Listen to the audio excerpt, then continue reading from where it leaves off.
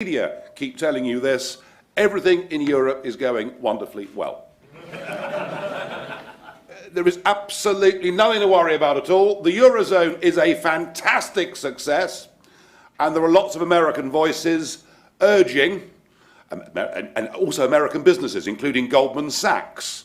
I'm sure there are one or two Goldman Sachs fans in the room. They, of course, were the people that cooked the books and earned a fortune to get Greece to qualify for being a Eurozone member.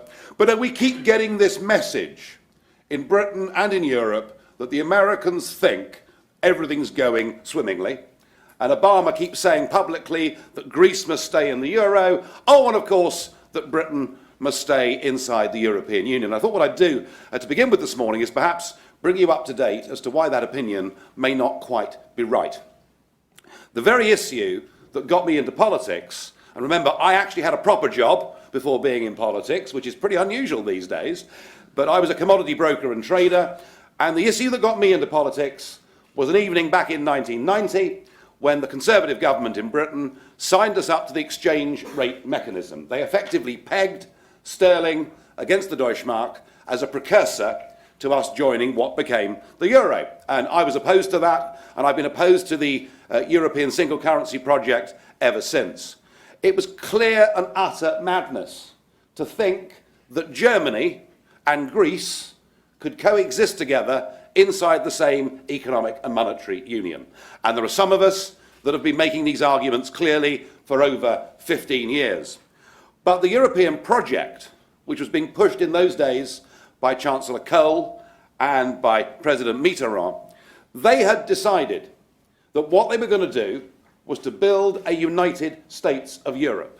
It was going to have a flag, an anthem, a president, who I thought I welcomed rather nicely on his first occasion in the Parliament, and it was going to become a new global superpower.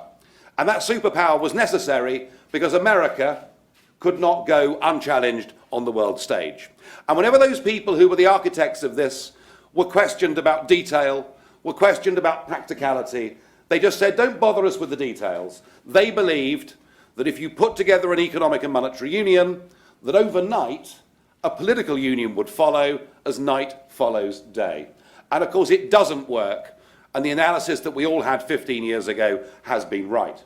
The only way that Germany and Greece can coexist together inside the same economic and monetary union is if the Greeks become like the Germans, or the Germans become like the Greeks, and it ain't going to happen. The other point of the European project, apart from wanting to be a global superpower, was that it was designed to bring together the warring nations of Europe. And actually, if you think about it, the idea of getting the French and Germans round the table to share dinner and break bread in the 1950s was an entirely sensible thing to do.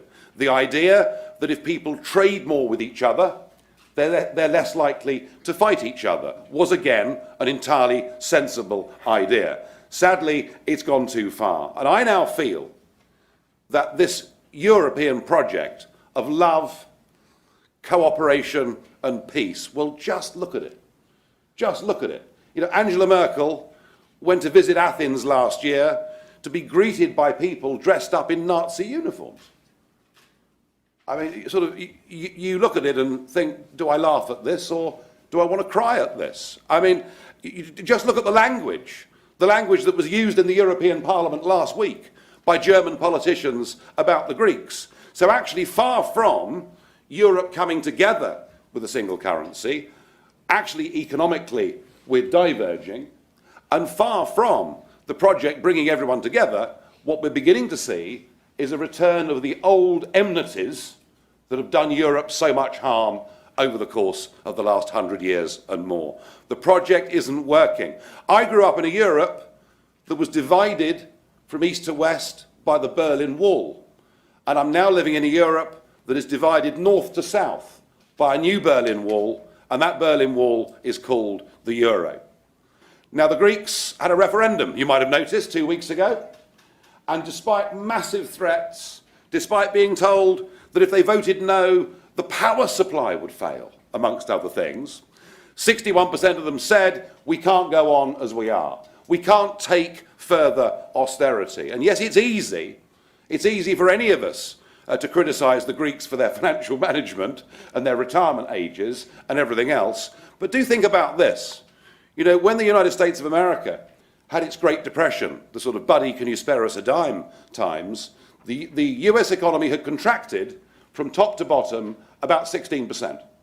The Greek economy has now contracted by 26% since 2008. And when we get the fresh figures for this current quarter, bearing in mind the banks have now been closed for almost 3 weeks, maybe that contraction will be closer to 30%. You know, we are watching a country that's in real trouble. If we have a heart and a soul, we will feel for the suffering of the Greek people. They never voted to join the euro. They were taken into it by Goldman Sachs and their own greedy politicians. We've got a situation in Greece where now the hospitals are actually running out of medicine. We're witnessing a political experiment that is taking a country, and we're watching it literally before our very eyes become a third world country. It is a human tragedy. And yet, in the face of that referendum, what has happened? What has happened is the big institutions of the EU, oh yes, and our friends from Washington.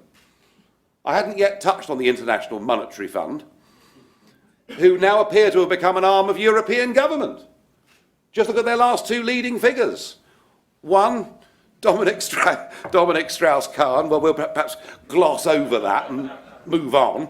But Christine Lagarde, you know, a fully paid up member of the Eurocrat class, a fully paid up member of saying everything and anything must be done to maintain this project called the euro. So between the IMF and the European Commission and the European Council, what they have done is to bully Greece into signing up for a deal whose terms are even harsher than that was rejected by the Greek people in a referendum. You know, what price democracy, folks, in modern day Europe? Well, it frankly doesn't exist. So that's the first big crisis that Europe faces, and it is perfectly clear to me that the only hope that countries like Greece have got is to find a leader with courage, and I'm sorry, Mr. Tsipras doesn't have much courage.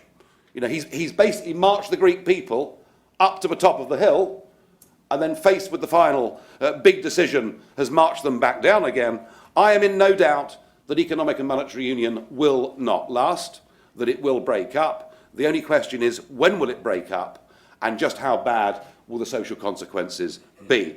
I believe Greece going back to the drachma, having a big devaluation, allowing the banks to go bust. Yes, I know it's horrible.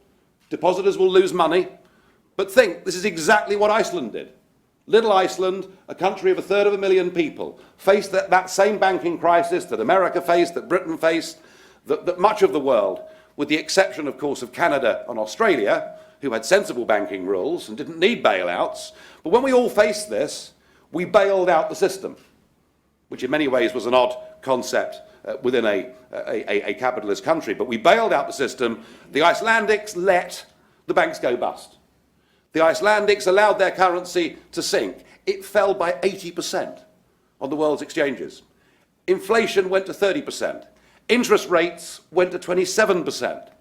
There was then in 2010 a volcanic eruption, do you remember, and all the planes stopped flying.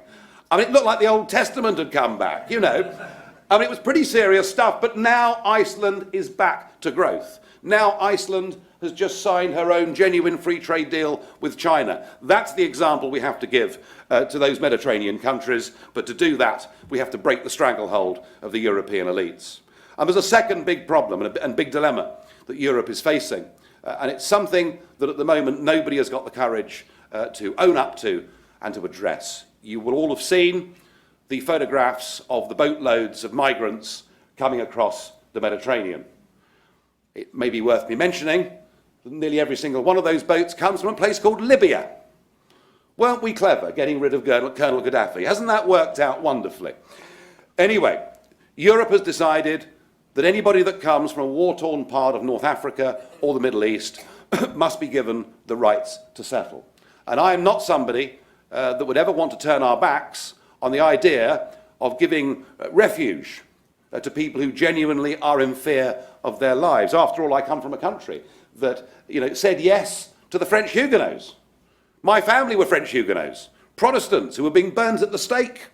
You know, we said yes to the Jewish people who came first from Russia, and then, of course, who came from Germany and Austria, a country who said yes to the Ugandan Asians. So we're used to influxes of 5, 10, 15, 20, maybe even as high as 30,000 people seeking refugee status. But the problem, folks, is this. What we're facing coming across the Mediterranean is potentially a migration of genuinely Old Testament biblical proportions.